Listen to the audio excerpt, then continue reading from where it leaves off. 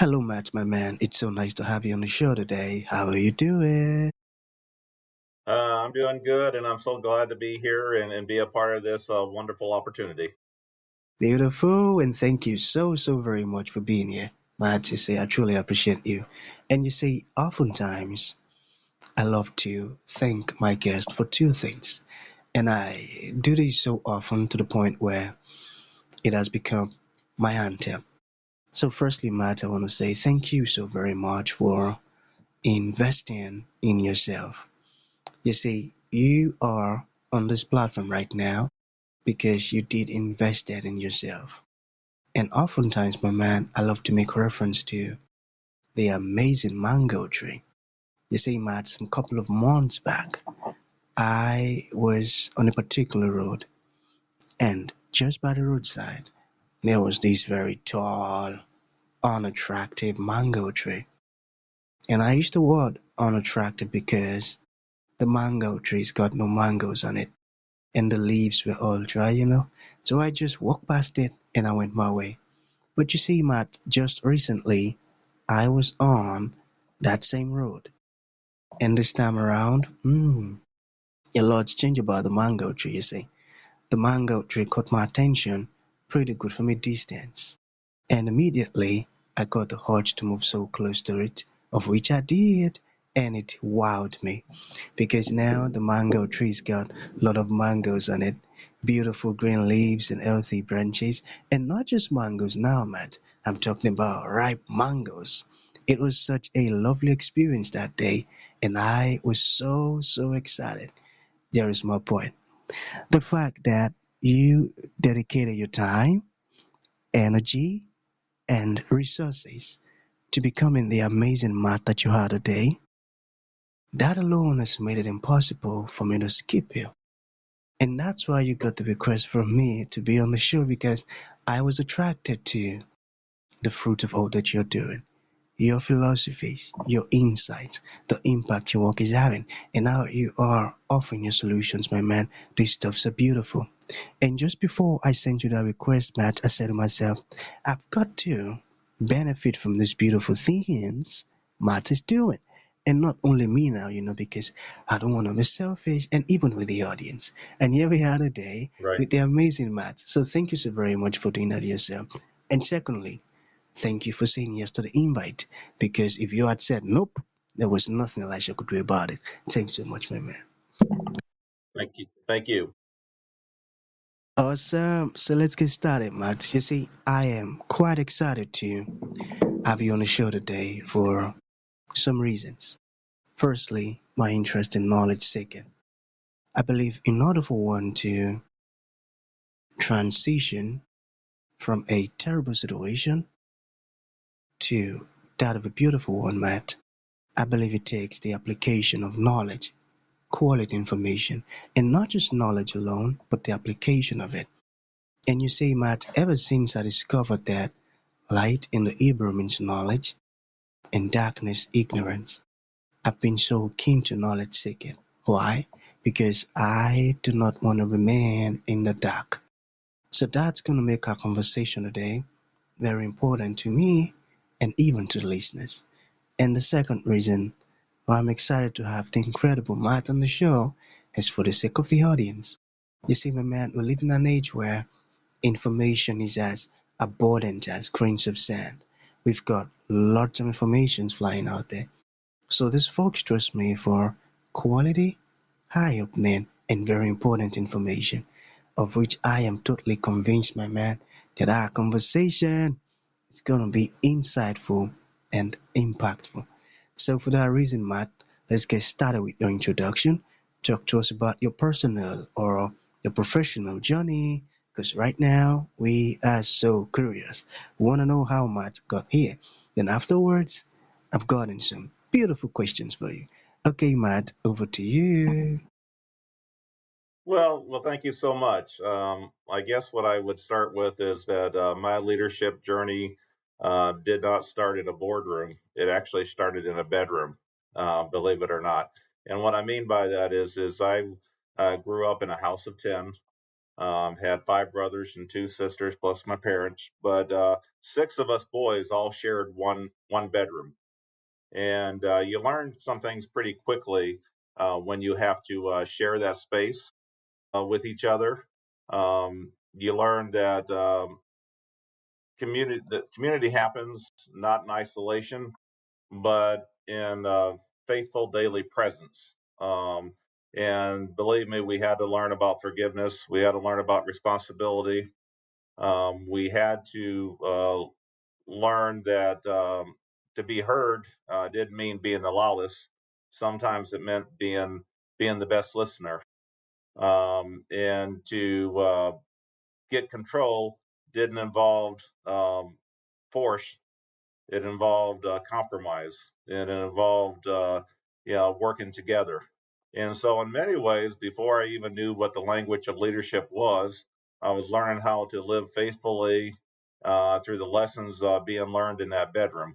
And I didn't know it then, but I think that was a starting process, and having that opportunity to continue to grow and to find my own self in this world, and I've dealt with my own trauma in life.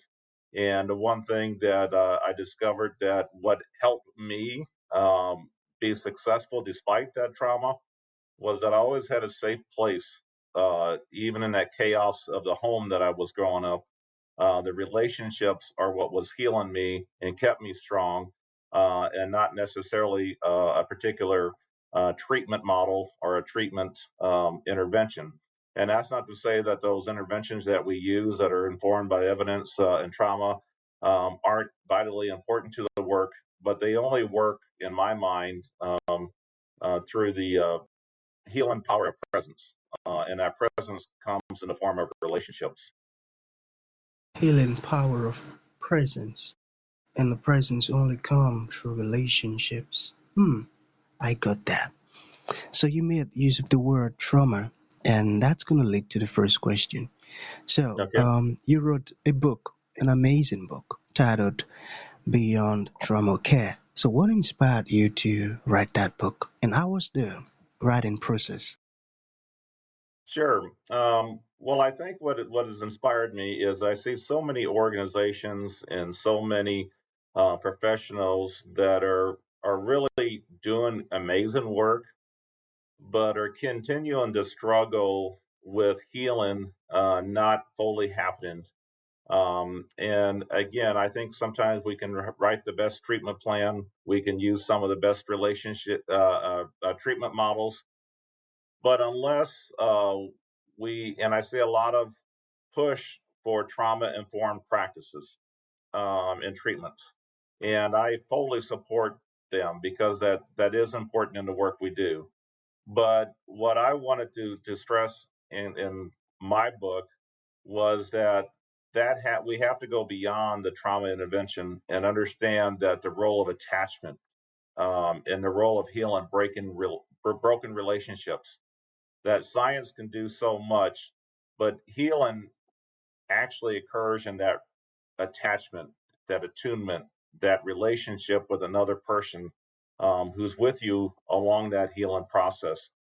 And so it really is about combining the healing of science with the power of relationships. And that message to me is more than just about working with individuals. It's really about how do we operate as organizational to take care of the healers, so that we also have to have this. And I wanted this book to be an opportunity for leaders of organizations to ask, how are we helping our own employees and our own people heal within this process as well? Amazing. That sounds like a very powerful book with effective approaches. Amazing. Thank you for writing that. So, you made use of the word healing presence earlier before I asked you the question. So, I wanted to know more about that, and how can leaders become a healing presence instead of burning out? Yeah. So I think, you know, early in my career, I was driven by results, and the pressure was that my leadership required, action, results, fast pace, make things happen. And along the way, people got lost in that. And so I learned that sometimes we need to slow down, allow things to work, of course, in God's time.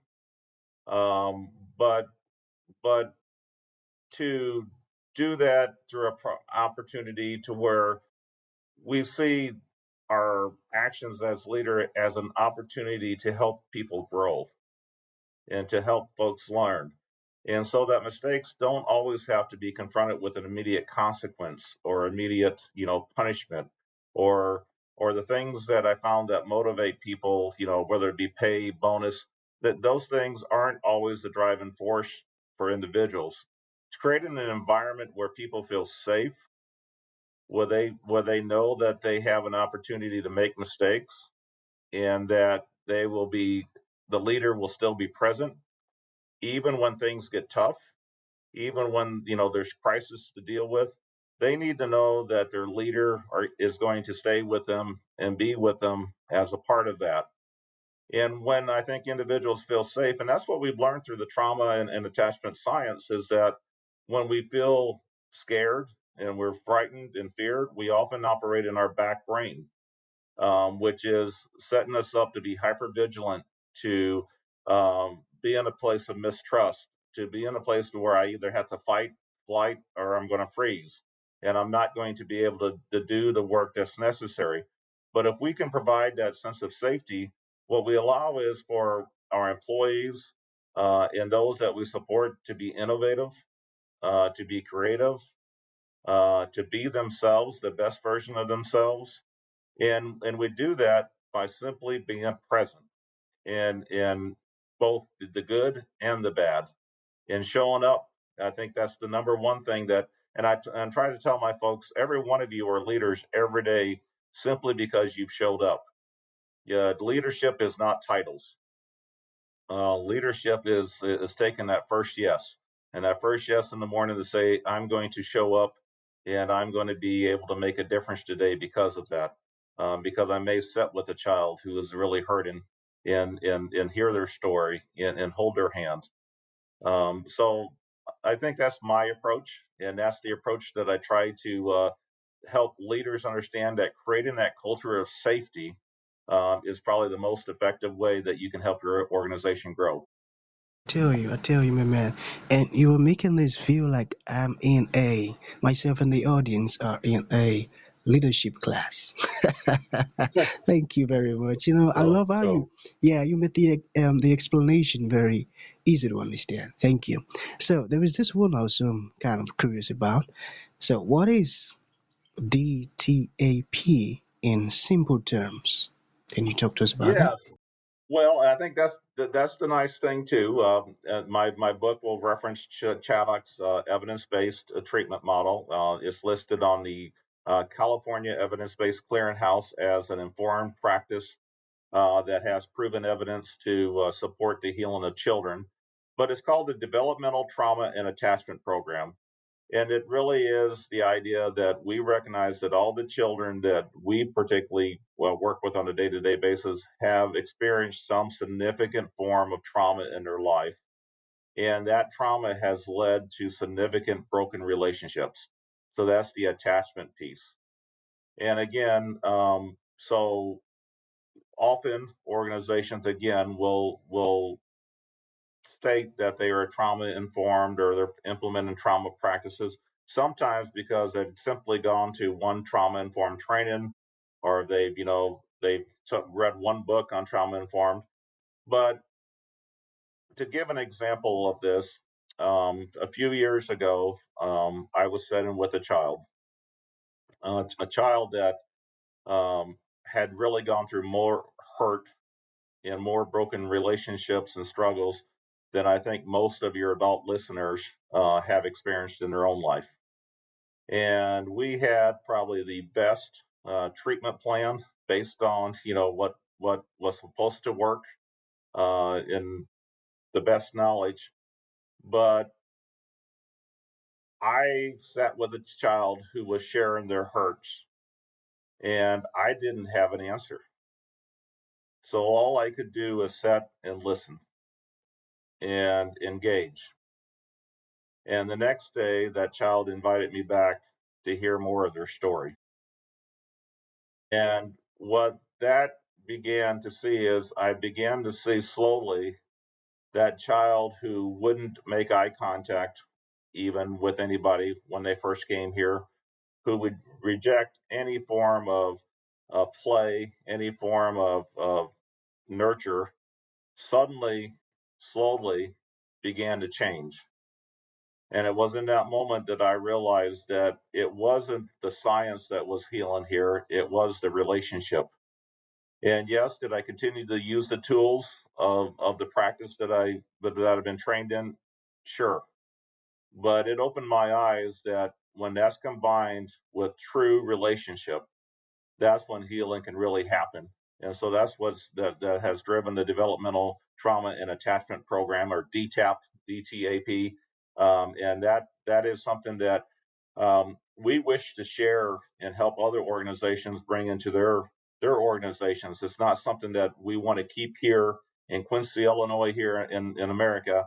We want to be able to spread this out and invite others to turn their culture and their organizations into relationship healing organizations. Relationship healing organizations. I got that. So, what about this one? What do adults need to understand about kids in pain? Just to talk more on what you just shared now. Mm-hmm. Yeah. So again, when we think of trauma, and trauma can be many things. It could be living through an earthquake. It could be, seeing a shooting. It could be being abused, whether that be physical abuse or sexual abuse. But when you think of all those things don't occur in isolation. They do occur along with relationships. For instance, in that earthquake, how someone responds immediately to that child that has gone through that tragic event will impact how well they cope with all that perhaps suffering that has taken place as a result of that. When the child is physically abused, especially by someone that should be keeping them safe, that becomes a significant broken relationship. And that the science will tell us that when those things happen, children's brains don't continue to develop fully. They do continue, and we use a three-phase model here that recognizes a child where they're at in their brain development: back brain, midbrain, or frontal cortex. And back brain, when we find a child that is living there, that is again that basic instinct that I have to keep myself safe because the adults around me won't. Relationships have hurt me, and instead of healing me.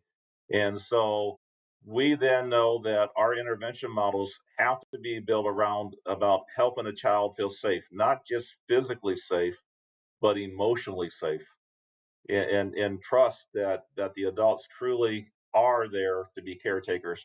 And so that's the first thing that I would tell an adult is, if you recognize a child that appears to be perhaps acting out, having significant problems, don't ask what's wrong with the child. Instead, ask, I wonder what happened to this child that put them in this place, and how can I help them feel not only physically safe, but emotionally safe? Because that will still start helping them move to their midbrain, which is really about building connections. And that's where we are able now to trust, begin to build trust with another person, and begin to feel like we can explore the world more safely. And once we get to that point, we can move up to that frontal cortex, and that's really where we now can become our own person and make good decisions and confidence. So it's not what's happened to the child, what's wrong with the child, but more about what's happened to the child, and can I be an adult figure that can provide the safety that the child can let me know what that was, so that I can walk through them on that journey. Wow, this is so beautiful, Matt. I tell you, you've just opened my eyes to something beautiful. I never knew all of these stuffs before. That's amazing, my man. And am I permitted to you to explain this to others? Oh, thank you. I tell you, this is so Yeah, yeah, beautiful. yeah. Okay, so finally, my man. Okay, what would you like to leave the audience with, like a final thought? And to those folks who like to reach out to you, learn more about the wonderful stuff you're doing, make a purchase of your amazing book, or even ask you questions, how can that be possible? Well, I'm hopefully that I'm sharing how my leadership journey has changed me, and you know, allowed me to build the culture here that's built on trust, that invites reflection, um, that is really that leaders choose presence over control. And I think that's a big thing, and that they choose faithfulness over quick results. So if I could leave them with that, is that if you in your leadership choose your presence and availability over control, and bring faithfulness to your work. Bring faithfulness to your work, presence over control. I got that. So, what about your contact info, like a website or where to get your book? Yes, yep, absolutely. So you can go to www.chaddock, that's CHADDOCK.org. The book is available on all major retailers, Amazon, Barnes and Noble. Also can be accessed through our website. And if anybody would like more information about this, or just would want to, build a relationship with me together to talk more about this, the easiest way is to send an email to DTAP, that's DTAP at Chaddock, CHADDOCK.org. DTAP at Chaddock.org. .org. Beautiful. So that's gonna be the end of the show, Matt. Thank you for coming and thank you for sharing this wonderful stuff with us. It means a whole lot, my man. Thank you. Well, thank you so much. This has been an honor.